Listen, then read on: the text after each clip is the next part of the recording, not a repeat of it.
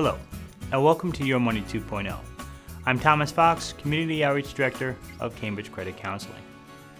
Over the next few episodes, we're going to focus on helping you make your finances recession-proof through simple steps you can take right away. Today, we're going to take a look at creating a spending plan that can help you save money. Having a spending plan is a financial necessity. A well-designed plan is shaped by your goals and financial resources, and if followed faithfully, it can help you manage nearly every aspect of your financial life. There are several other benefits that result from creating an effective spending plan. You should be able to rely less on credit, build savings, and be better prepared to handle financial challenges in the future. There are at least 4 steps that are required in developing a successful plan.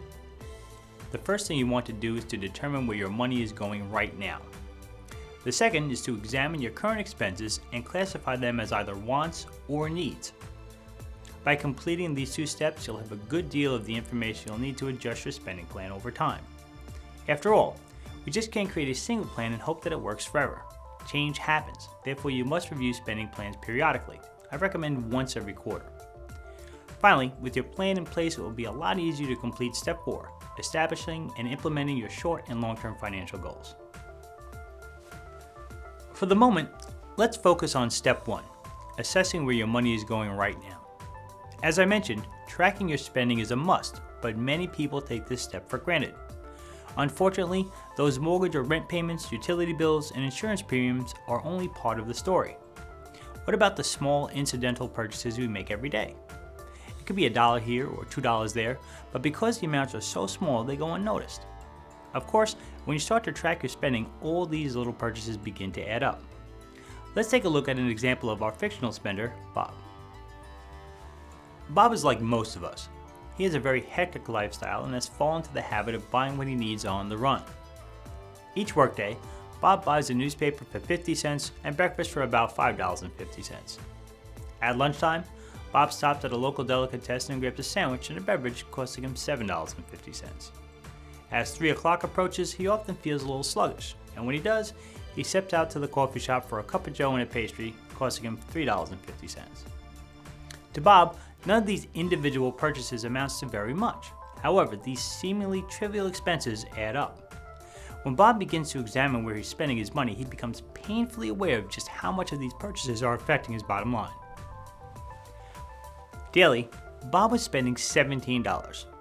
Over the course of a week, those expenses added up to $85. In a month, $340. And over the course of an entire year, Bob found that he spent $4,080 on newspapers, breakfast, lunch, and his afternoon coffee break. After tracking his expenses for a few weeks, Bob would come to understand just how much they were impacting his financial life and could implement changes.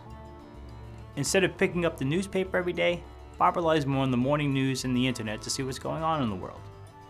As for breakfast, Bob now eats a bowl of cereal or oatmeal, which he can make before heading out for the day. When it comes to lunch, Bob has embraced the art of brown bagging it. The cost of cold cuts and bread for a week are far less than visiting a sandwich shop each day. And finally, for his afternoon coffee break, Bob sticks to the office's brew and cuts out the pastries. Tracking your spending is surprisingly simple. You can carry a pad with you, entering expenses as you make them, or even add them as a note on your cell phone.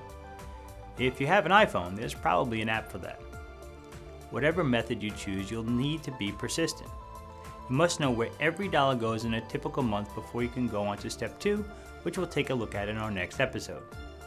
Until then, we welcome your feedback and ask for your thoughts and suggestions by emailing us at yourmoney2@cambridgecredit.org.